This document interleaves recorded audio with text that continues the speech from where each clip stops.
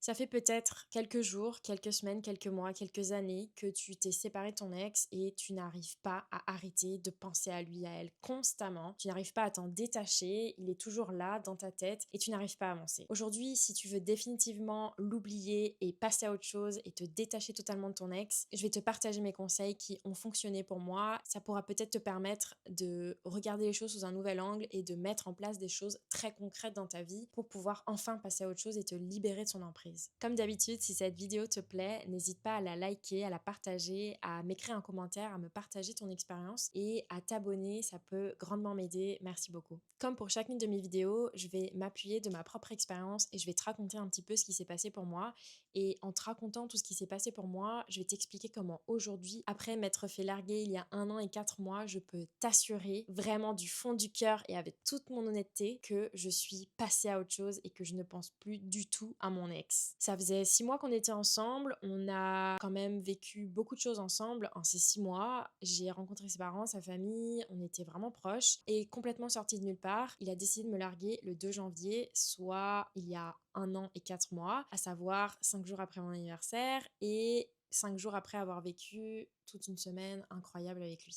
Alors déjà, ça a été très difficile parce que j'avais bâti énormément de choses autour de lui, je faisais beaucoup de choses en fonction de lui et ça, c'était vraiment un problème. J'avais pas vraiment de vie qui existait en dehors de lui. En tout cas, j'en avais une, mais c'était très secondaire et ma priorité, c'était lui à chaque fois, en tout temps, en tout lieu. C'est aussi dû au fait que j'ai un attachement anxieux. Je te laisse la vidéo juste ici. Mais c'est vrai que j'étais pas du tout préparée à ça. Ça a été un énorme choc parce que je m'y attendais vraiment pas. Il y avait des choses qui n'allaient pas entre nous, bien sûr, mais c'est vrai que de là à me faire larguer et surtout un 2 janvier, lendemain de Nouvel An qu'on avait fêté ensemble, ça a été vraiment soudain et j'ai eu un énorme choc comme jamais j'ai vécu dans ma vie auparavant. Les premiers jours, tu les connais. Si tu n'as pas vu ma vidéo sur la rupture amoureuse, je te la laisse juste ici également. Je pense que ça pourrait vraiment être d'une grande aide si tu es en train de vivre ça actuellement. Je comprends à quel point c'est difficile et j'ai essayé de te compiler dans cette vidéo absolument tous mes conseils pour te remettre d'une rupture amoureuse dans le court, moyen et long terme. Et je sais à quel point ça peut paraître complètement abstrait de s'imaginer que oui, un jour tu passeras à autre chose et oui, un jour tu arriveras à complètement regarder la situation avec un détachement total. Je sais à quel point ça peut paraître fou, mais je te promets que ça arrivera et ce chagrin, je te promets qu'il va disparaître. Maintenant, si tu t'es remise de la rupture et que tu penses toujours à ton ex, c'est autre chose. Est-ce que tu penses à ton ex dans le sens où tu as des regrets? Est-ce que tu penses à ton ex comme pour te dire ah mais en fait je suis encore attachée à lui, à elle et je sens que j'ai encore des sentiments pour cette personne et je sens que je ressasse beaucoup et que oui je me suis remise de la rupture mais je sens que je suis toujours attirée vers l'arrière entre guillemets, attirée vers le passé qu'on a eu et bah mine de rien il ou elle est toujours dans ma tête et je n'arrive pas à m'en débarrasser. La première chose que j'ai réalisée en fait quand il m'a quittée, c'est que j'avais énormément de problèmes à visualiser ce qu'allait être ma vie à présent sans lui.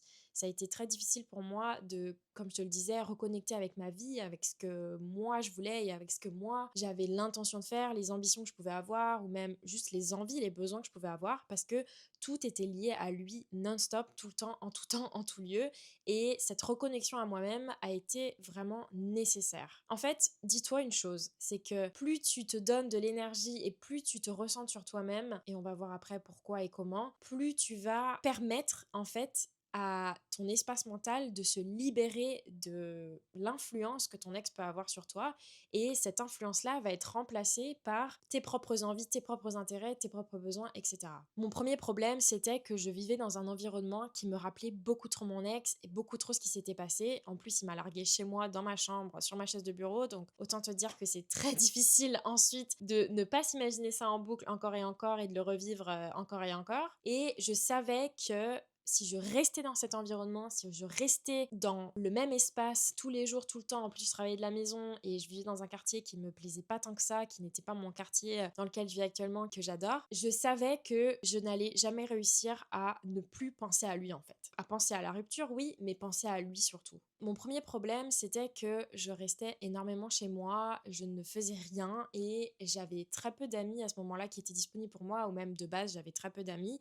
Et ce qui faisait que mon cerveau était en boucle sur lui, je n'arrêtais pas de penser à lui tout le temps, tout le temps, tout le temps. Et si c'est ton cas aujourd'hui, parce que ça vaut pour une rupture, mais ça vaut aussi pour même bien après une rupture, si tu restes constamment toute seule à t'isoler, à ne pas vraiment avoir de vie sociale, ça va être très compliqué pour toi de te rendre compte en fait que tu peux te nourrir d'autres relations, et qu'elles soient amoureuses ou amicales. Dans mon cas, qu'est-ce que j'ai fait? C'est que très vite après ça, j'ai décidé de m'inscrire sur un groupe Facebook des Français expatriés à l'étranger comme dans mon cas. J'avais besoin de reconnecter avec des gens, j'avais besoin de me sentir exister à travers d'autres personnes, des personnes qui ne m'avaient pas connue en couple avec mon ex, des personnes qui ne connaissaient rien de ma situation avec mon ex, et d'avoir vraiment cette impression de rafraîchissement. Je pense que c'est important pour toi de, si ce n'est pas déjà le cas et que tu n'as pas déjà un groupe d'amis solide, de vraiment essayer de tenter de nouvelles choses. Je dis pas ça uniquement pour celles et ceux qui n'ont pas d'amis ou qui ont très peu d'amis ou qui n'ont pas envie de sortir, etc.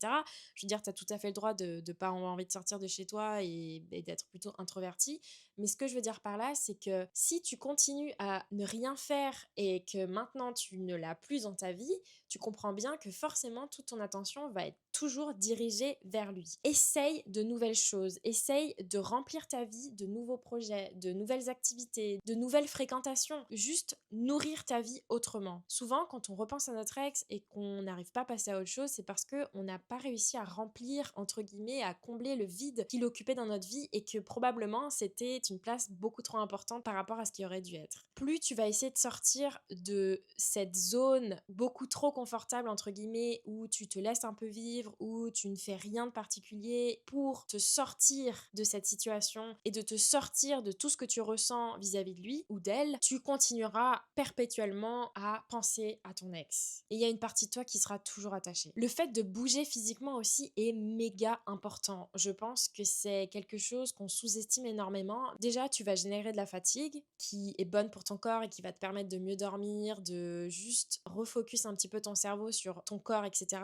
Mais en plus de ça, psychologiquement, tu vas te dire, je suis en mouvement, je fais des choses, donc ma vie continue. Je sais, ça peut paraître un peu bizarre, mais moi, je me suis mise à faire énormément de vélo, à faire énormément de marches. Et en fait, plus je le faisais, plus physiquement tu te sens bouger et tu sens que quelque chose change. C'est un peu étrange, mais c'est la vérité. Plus tu vas te mouvoir, plus tu vas faire de nouvelles choses et plus tu vas tout simplement bouger ton corps et offrir à ton cerveau de nouvelles activités et de nouvelles façons de se divertir ou de se concentrer sur autre chose, moins il y aura de place pour ton ex en fait. C'est clairement ce que le corps donne comme information au cerveau et franchement ça fonctionne vraiment. Je te dis pas de devenir un crack de la salle de sport ou de courir un marathon, mais d'avoir comme ça une activité physique un peu plus régulière, même si c'est juste de la marche, même si c'est juste faire des étirements chez toi ou je sais pas, faire un tour à vélo, ça va vraiment faire la différence et vraiment essaye d'intégrer ça dans ta routine et je te promets que ça sera déjà quelque chose qui te permettra de donner un bon message à ton cerveau. Pour ma part, je me suis aussi inscrite récemment à une application qui s'appelle Meetup.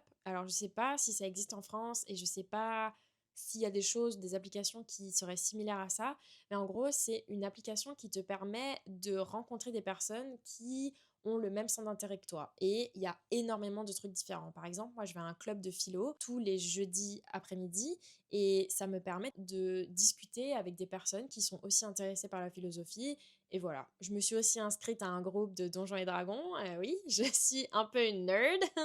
Ça m'a permis de rencontrer des nouvelles personnes et de juste faire des choses que j'aime avec des personnes différentes que je ne connais pas et qui pourraient te permettre de te sortir un petit peu de cette situation et de te faire comprendre et de faire comprendre à ton cerveau que non, cette boucle, on la brise et que non, ton ex n'est pas le centre de ta vie et que le centre de ta vie, c'est toi, tes activités et ce que toi tu aimes faire. Et petit à petit, ton cerveau va le comprendre et va lui donner moins de place. Mon environnement était devenu tellement important que je sentais que j'avais besoin de partir de cet endroit. J'avais besoin de déménager. Alors je sais que c'est pas possible pour tout le monde et je dis pas que c'est la solution, mais moi non seulement je cherchais à oublier mon ex, mais en plus de ça je vivais la rupture amoureuse de plein fouet et je Je sentais que j'étais pas à ma place de toute façon dans ce quartier, dans cette maison.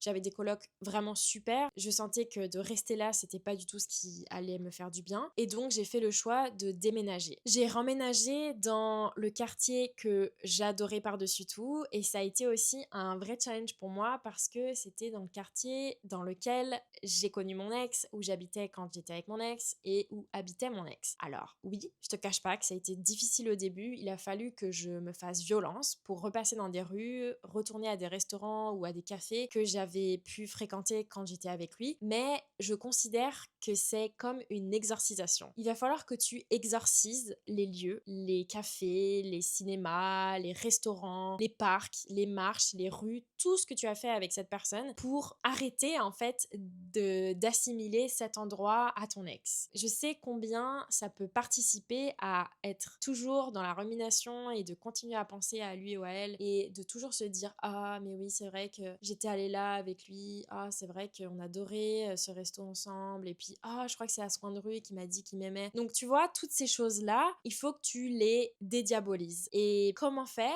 c'est d'y aller et d'y aller encore et d'y retourner et d'y retourner encore. Tu peux le faire avec des amis, tu peux le faire toi seul. Je pense que c'est vraiment important de faire ça parce que il y a toujours quelque chose, une connexion qui va te lier à ces lieux si tu as besoin d'y retourner bien sûr. Dans le cas où tu n'as pas besoin de retourner à ces endroits-là, tant mieux, j'ai envie de te dire. Mais dans le cas où tu habites toujours au même endroit et que tu habites toujours dans le même quartier, c'est, je pense, la meilleure des solutions. Suite à cette randonnée que j'ai faite avec des nouvelles personnes que j'avais rencontrées via au groupe Facebook, j'ai rencontré d'autres personnes encore et j'ai pu m'installer en colocation avec une nouvelle amie que je m'étais faite et dans un appartement où j'ai vraiment pu construire un cocon comme tu peux le voir. Bon, ici, c'est encore un peu vide, mais ça va bientôt se remplir. J'ai réussi à construire un endroit où je me sentais vraiment bien, qui me ressemblait, avec de la décoration qui me ressemblait, dans un espace qui vraiment était rempli de moi. Remplis ta vie de toi. Remplis ton espace de toi, remplis tes pensées de toi. Il faut que tu sois égoïste, il faut que tu penses à toi d'abord. Et je sais, c'est peut-être bizarre et ça peut paraître hyper égocentrique, mais il faut que tu reviennes à cet égocentrisme. Il faut que tu reviennes à ta personne, à tes besoins et à qu'est-ce que je veux dans ma vie. Comment je veux nourrir ma vie. Et c'est certainement pas nourrir ta vie avec un ex fantôme ou un ex qui est toujours un peu dans les parages. Et si jamais déménager n'est pas une option, peut-être te débarrasser de ce que ton ex avait pu t'offrir ou alors juste réaménager ton espace, te le réapproprier, changer la décoration, changer ton espace en fait, ça peut vraiment te donner une espèce de ok, psychologiquement, de devoir bouger tout ça physiquement va te donner l'impression de casser un peu une boucle. Dans ce sens-là, tu vas te reconnecter à ce que tu veux vraiment, tu vas te reconnecter à ta propre personne et tu ne vas plus subir ton environnement. Pareil, je sais que j'ai une amie qui a des amis en commun avec son ex et très souvent quand elle les voit, ils lui parlent de son ex, ils lui disent des choses un petit peu comme «Ah, on n'aurait jamais cru que vous vous sépariez, franchement, tous les deux, vous allez finir par vous remettre ensemble, là là là». Et je sais que pour elle, c'était compliqué à gérer parce que bah elle-même, elle arrivait jamais trop à fermer cette porte et ça devenait compliqué. Si tu te retrouves dans cette situation, tu peux totalement avoir une discussion ouverte avec tes amis et leur dire écoutez, je considère que j'existe en dehors de cette relation que j'ai pu avoir avec cette personne et j'aimerais à l'avenir qu'on évite d'en parler parce que moi, c'est pas forcément agréable à entendre et je préfère vraiment qu'on passe un bon moment, vous et moi, et qu'on profite en fait d'être ensemble et qu'on profite de cette amitié sans avoir aucun lien avec lui ou elle. Une autre chose qui a été très importante pour moi et qui m'a permis au fur et à mesure du temps qui a passé de me détacher de mon ex et de vraiment de moins en moins penser à lui, c'est de ne pas du tout être au courant de ce qu'il faisait dans sa vie. Là, je vais parler évidemment des réseaux sociaux, mais aussi le fait de le stalker. Non seulement c'est très toxique, on est bien d'accord, mais en plus de ça, ça va nourrir ce petit coin dans ta tête qui n'arrive pas à décrocher. C'est comme si tu essaies de te sevrer d'une drogue en pensant que si tu prends des toutes petites quantités, ça ira. Non. Je pense que c'est quelque chose sur lequel tu dois être extrêmement ferme envers toi-même et c'est là que ta volonté de vouloir passer à autre chose, elle prend le dessus. Il faut vraiment que tu sois sûr de toi et que tu te dises si je veux vraiment penser à autre chose, si je veux vraiment l'oublier et me détacher complètement, il va falloir que tu passes par ce baptême du feu, il va falloir que tu passes à travers ces flammes qui sont de te forcer à arrêter complètement, je dis bien complètement, de l'espionner. Et ça va pour absolument toutes les plateformes, tous les moyens possibles que tu pourrais avoir pour l'espionner. Je sais que l'envie, elle est très tentante. Je sais que c'est extrêmement difficile de s'arracher de cette addiction qui est de vouloir un petit peu s'offrir quelques petites miettes quelque part de lui ou d'elle. Mais tant que tu auras ça, en fait, ça peut paraître rien pour toi, mais je te promets que tant que tu auras ça, tu ne pourras jamais oublier ton ex, tu ne pourras jamais passer à autre chose. La coupure émotionnelle, elle passe aussi à travers ce que tu vas dire à tes amis à propos de lui, ce que tu vas te raconter à toi-même. Plus tu vas parler de ton ex, moins tu arriveras à arrêter de penser à lui. C'est quelque chose comme mathématique. Plus tu parles de quelque chose, plus tu vas y penser. Et ben là, c'est pareil. Plus tu vas parler de ton ex, plus tu vas parler de «Ah, mais si c'était passé ça. Ah, mais si j'avais dit ci et si j'avais tenté ça», pire ça va être. Vraiment, le détachement, c'est assez traître parce que la seule façon de te détacher d'une personne, c'est d'agir comme si tu t'étais déjà détaché quelque part. C'est pour ça que je te dis que ta volonté, elle est vraiment la plus importante ici. Il faut que tu sois sûr d'être prêt et il faut que tu sois vraiment discipliné envers toi-même avec ça, de te dire ok, je m'accorde du temps pour en parler. Par exemple, si la rupture, elle est encore fraîche, je m'accorde du temps de parler de ça avec mes amis, de pleurer, d'avoir des moments où je me sens plus down, etc.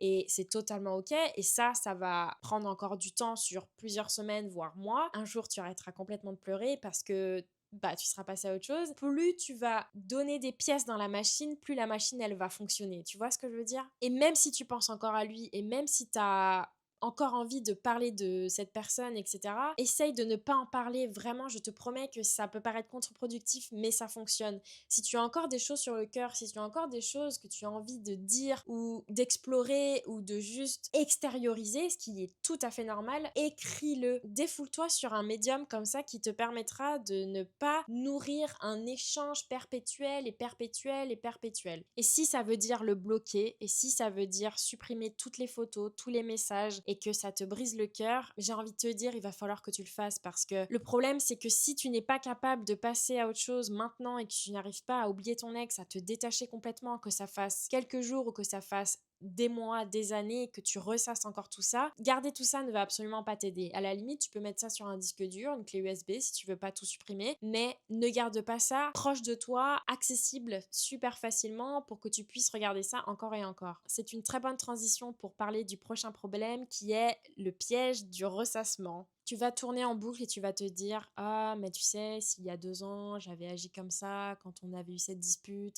peut-être qu'aujourd'hui on serait toujours ensemble et peut-être qu'on serait déjà mariés et peut-être qu'on aurait des enfants et peut-être qu'en fait je me suis complètement gourée et peut-être que j'ai mal interprété les choses et bref, ça peut aller très loin. Dans mon cas, ce qui m'a énormément aidé, c'est de remettre les choses dans le contexte et de rester factuel. Qu'est-ce qui a fait qu'on s'est séparés? Qu'est-ce qui a fait que il m'a quitté? Alors oui, c'est difficile parce qu'on n'a jamais vraiment tous les tenants et les aboutissants, ou bien que parfois on peut changer d'avis, ou que parfois on peut changer de perspective et se dire ah mais en fait il y avait ça qui s'était passé et j'avais pas compris. Il peut se passer beaucoup de choses. Les faits sont que aujourd'hui vous n'êtes plus ensemble et il y a des raisons à ça. Plutôt que de ressasser le et si et le pourquoi ça s'est passé comme ça et le si j'avais été comme ci, si j'avais été comme ça, vois le truc à l'inverse. Ça s'est passé comme ci parce qu'il y a eu ça. Ça s'est terminé parce qu'il y a eu ci. Il ou elle m'a quitté parce qu'il était comme ça. Je l'ai quitté parce qu'il y avait ce problème-là qui était majeur. Encore une fois, si tu penses à ton ex et que tu considères que c'est toi la fautive ou qu'il y a quelque chose que tu aurais pu faire différemment ou que tu ressens le besoin de t'excuser ou que sais-je, libre à toi d'écrire ce message et soit de ne jamais l'envoyer, soit de l'envoyer parce qu'il y a une vraie raison. Si c'est pas le cas, il y a littéralement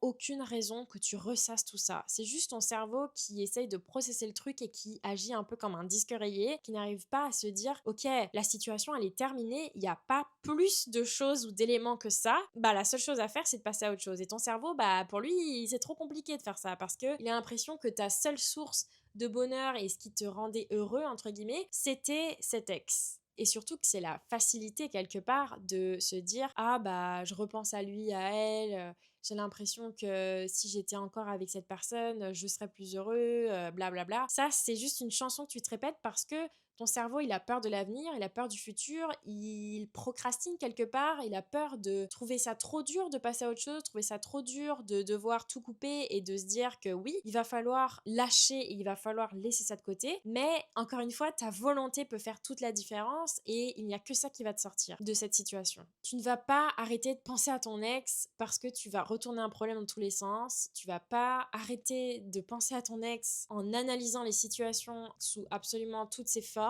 et tu ne vas pas réussir à te détacher en restant attaché à un passé. C'est pas possible. Le détachement, ça inclut quoi? Ça inclut de se détacher. Tu vas pas arrêter de penser à ton ex en t'empoisonnant l'esprit comme ça avec des choses qui sont passées et avec des et si et des peut-être. Pour éviter ça, le mieux, c'est quand tu ressens que tu penses à ton ex ou que tu sens qu'il y a quelque chose que tu te dis oh et si il s'était passé ça et si et machin, tu sens que tu rumines, que tu ressasses, stop cette pensée immédiatement et fais autre chose. Soit pense au strict inverse et te dire ça s'est passé comme ça parce que ceci, rétablir la vérité, rétablir les faits ou alors écrit. Je sais qu'il y a des personnes pour qui ça fonctionne très bien. Moi, ça a fonctionné un temps pour mon ex et pour passer à autre chose.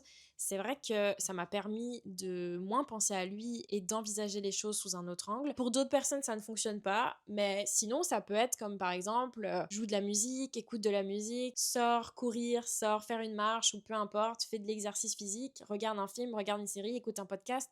Ça peut être vraiment n'importe quoi. Face à la rumination et face aux pensées de ton ex et à cet attachement persistant, il faut qu'il y ait une action, il faut agir. Bien sûr, quelque chose de sain et qui ne soit pas mauvais pour ta santé. Si tu es dans l'action, ça sera toujours la bonne direction pour toi. Le bon chemin à prendre, c'est d'agir, agir, agir. Si tu es dans l'action perpétuelle, je peux te promettre que oui, tu vas passer à autre chose et oui, tu vas oublier ton ex et oui, un jour, tu vas te dire mais cette personne n'est plus rien à mes yeux. Cette personne est une étrangère à mes yeux. Je lui souhaite bien sûr d'aller bien, je lui souhaite pas de mal. En fait, j'en suis complètement indifférente. Et c'est ce que je ressens aujourd'hui.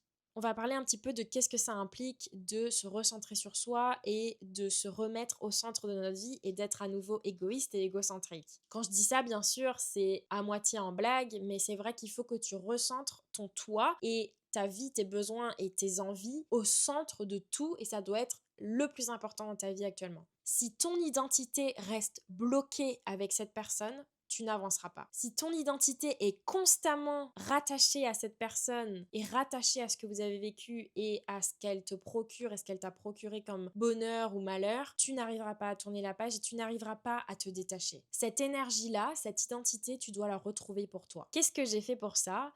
Il faut savoir qu'en dehors de YouTube et de mon travail, j'écris des livres et je me suis lancée dans l'écriture d'un nouveau roman. Ça m'a énormément aidé de me replonger dans un projet comme ça. Je suis quelqu'un de très créatif et qui adore lancer de nouvelles choses, de nouveaux projets comme cette chaîne YouTube par exemple. Et c'est vrai que ça m'a énormément aidé de juste lâcher prise et de me concentrer à 100% sur autre chose. J'étais aussi malheureuse dans mon travail et je savais qu'il me fallait un nouveau challenge professionnel. C'est ce que j'ai fait. Je me suis lancée à corps perdu dans une recherche de nouveau travail et ça dès la rupture. Il faut savoir que j'ai commencé ce travail juste après m'être fait larguer et je savais que ça serait un travail de transition pour après accéder à d'autres postes et donc pendant je sais pas, peut-être 7 ou 8 mois, j'ai vraiment cherché un travail à fond, un vrai travail qui me plairait vraiment et j'ai fini par le trouver. Ce qui fait que 9 mois plus tard, je me suis retrouvée avec un nouveau travail, des nouveaux amis, un nouvel environnement de travail et des nouveaux projets. Et je peux t'assurer qu'en ces 9 mois, il s'était déjà passé énormément de choses dans ma vie. Et en plus de ça, je ne l'ai pas cité, mais j'ai aussi réussi à avoir ma résidence permanente canadienne, ce qui est quelque chose dans lequel j'ai dépensé aussi énormément d'énergie et de stress. Donc, ce qui fait que, arrivé 9 mois plus tard, j'avais ma vie qui était déjà vraiment très remplie, qui avait complètement changé. Je dis pas qu'il faut être aussi radical que ça, c'est juste ma personnalité et ma façon radicale de passer à autre chose et de changer les choses dans ma vie. Mais si tu veux, cette rupture et le fait qu'il soit sorti de ma vie, ça m'a permis de me rendre compte à quel point je m'étais perdue, à quel point je m'étais abandonnée et à quel point j'avais besoin de reconnecter avec moi-même et à quel point j'avais besoin tout simplement de me redonner confiance, de me redonner du crédit et de me recentrer sur ma propre personnalité et ma propre ambition, mes propres besoins. Cette nouvelle vie a littéralement chassé l'ancienne que j'avais avec lui et a littéralement chassé son fantôme de ma vie. Et ça peut être des petits projets, j'entends pas que, comme je te le disais, il faut pas non plus que tu penses qu'il faut que ce soit radical, mais ça peut vraiment faire la différence de te dire de construire quelque chose de nouveau dans ta vie qui n'est absolument aucun rapport avec ton ex. J'ai aussi voyagé seule et ça, crois-moi, les voyages en solo, c'est tellement, tellement, tellement bien. Je pense que tout le monde devrait voyager en solo, hein, vraiment, que ce soit à petite ou grande échelle, mais j'ai eu la chance d'aller à Tokyo seule en novembre et franchement, ça a été un tel dépaysement, ça m'a fait tellement du bien. J'ai pu aussi voyager grâce à mon précédent travail pendant tous ces 9 mois dont je t'ai parlé où j'ai vraiment vu un avant et un après. Je considère aujourd'hui qu'il m'a fallu 9 mois pour passer à autre chose et je vais t'expliquer quel a été l'élément terminal et déclencheur de la fin pour de bon, pour toujours. Et je vais t'expliquer maintenant pourquoi 9 mois et pourquoi en septembre 2024, tout a basculé pour moi et comment j'ai définitivement oublié mon ex et que je me suis détachée définitivement de lui. Il s'avère que en septembre 2024, j'étais en week-end avec des amis au bord d'un lac. C'était vraiment un week-end fantastique. J'en garde des très très bons souvenirs et quelque part, j'en suis ravie que ce se soit passé à ce moment-là. Mon ex m'a contactée. Ça faisait 9 mois que je n'avais pas eu de nouvelles, que j'avais complètement rayé tous ces réseaux sociaux de ma tête, que j'avais, comme je te l'ai expliqué, repris une vie. C'est vrai que je l'avais croisé 2-3 fois dans la rue et que je me disais « Ah, c'est dommage qu'on se dise pas bonjour ». Et tu sais, il y a toujours ce mini pourcentage de toi qui y pense encore. Bien que je savais que j'étais sur la bonne direction, ça m'a énormément choquée de voir son nom s'afficher dans mes DM Instagram. Qu'est-ce qui s'est passé? Eh bien, figure-toi qu'il m'a recontacté, mais pas du tout de manière positive. On s'était pourtant dit au revoir dans des bonnes conditions. Il m'avait quitté, alors certes de manière très brutale, mais on s'était quand même dit au revoir de manière totalement cordiale et sans animosité. À la base, il voulait que je retire 2 photos que j'avais dans mes stories à la une, qui étaient d'ailleurs vraiment très très très très loin dans mes stories à la une, cachées, bref, que j'avais pas regardé depuis 1000 ans. Son premier message, ça a été de me demander de les retirer. Pas de bonjour, pas de comment ça va, juste est-ce que tu peux retirer ça, s'il te plaît. Alors au début, j'étais extrêmement choquée, évidemment, et je me suis dit, mais pourquoi je comprends pas. En plus, c'était des stories où on le voyait très brièvement, c'était pas du tout des stories, je sais pas moi, où on nous voyait s'embrasser ou que sais-je. Et en fait, il finit par m'avouer que ça pose problème à sa nouvelle copine. Ce que je peux comprendre, mais ça reste quand même mes réseaux sociaux, mais ça reste son image. Donc, j'étais un petit peu embarrassée. Là, en fait, il a commencé à me dire des horreurs, qu'il regrettait notre relation, qu'il n'avait jamais pensé une seconde qu'il m'avait aimé, qu'il s'était forcé, qu'il en avait énormément souffert, qu'il regrettait que cette relation était une tâche dans sa vie. Bref, des horreurs. Certains de mes amis disent que c'est sa copine qui a écrit ça, d'autres disent que non, c'est lui. Je ne sais pas et je ne saurais jamais s'il pensait ces mots-là. Il m'a bloqué puis redébloqué pour encore me dire des horreurs 2 jours plus tard. Puis il m'a rebloqué. Enfin bref, il a vraiment été pire qu'une sous-merde, disons-le. J'ai fini par lui répondre par mail puisqu'il m'avait bloqué de partout à nouveau pour avoir le droit de réponse quand même. Bah qu'est-ce que j'ai fait? Bah j'ai décidé de prendre ça avec beaucoup de paix intérieure. Et j'ai décidé de lui souhaiter tout le meilleur avec sa nouvelle copine. J'ai pas du tout été méchante ou mesquine. Je lui ai vraiment souhaité sincèrement le meilleur. C'est tout. J'ai renoncé à la colère. J'ai renoncé à la haine. J'ai renoncé à cette rage que j'ai pu ressentir tellement de fois au début quand il m'a quittée, quand je pensais à lui, des sentiments de regret, d'impuissance, de colère, de tristesse, toutes ces émotions-là, je les ai regardées et je leur ai dit, c'est bon, vous pouvez vous en aller, j'ai terminé. Et ça a été un tel sentiment de libération, de juste répondre à ces attaques gratuites et sans aucun fondement, avec toute la gentillesse et quelque part la paix intérieure que j'avais, que ça a mis un point final à tout ça. Vraiment. Le jour où tu sentiras que tu renonces à ces émotions, que tu n'as plus besoin d'elles pour avancer et que tout ce que tu ressens, c'est de la paix intérieure et de l'indifférence, tu sauras que c'est bon, c'est terminé. Tu t'es détaché. Le détachement, c'est ça. C'est réussir à regarder ces émotions, à regarder toutes ces émotions qui te lient encore à ton ex et de leur dire merci d'être là pour moi, mais je n'ai plus besoin de vous aujourd'hui. Aujourd'hui, tout ce que je ressens, c'est de la joie de vivre avec la personne que je suis, c'est de la positivité envers tout ce qui m'entoure, mes amis, ma famille, mes choix de vie, mon environnement, mon travail, mes projets, un regard vers le futur et de se dire mon futur va se construire d'une telle positivité et d'un tel bon sentiment que je n'ai plus besoin de regarder en arrière et que je n'ai plus besoin de ce boulet et de ce fardeau que je traîne.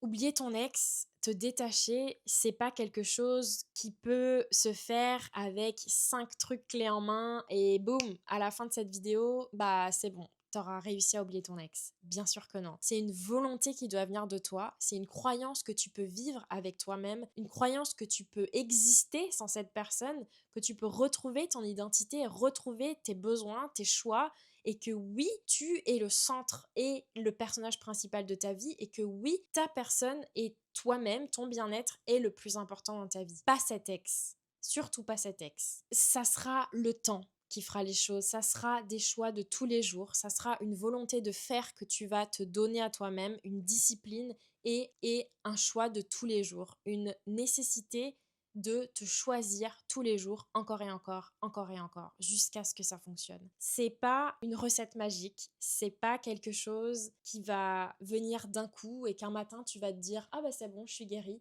Non, ça va être les jours, les semaines, les mois où tu vas prendre conscience que tout ça ne peut arriver que si tu te choisis toi-même. Te libérer de quelqu'un, c'est te reconstruire pour le mieux et c'est te reconstruire pour toi, sans cette personne et te prouver que tu peux exister vraiment pour toi-même et par toi-même.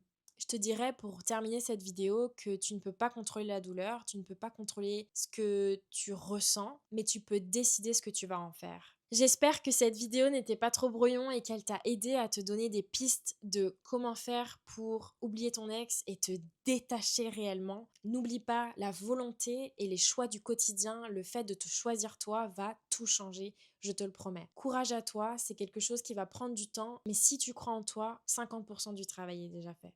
N'hésite pas à liker cette vidéo, à me partager en commentaire ton expérience, à la partager à quelqu'un qui n'arrive pas à oublier son ex. Abonne-toi à la chaîne si ce n'est pas déjà fait. Je te dis à la semaine prochaine. Bye.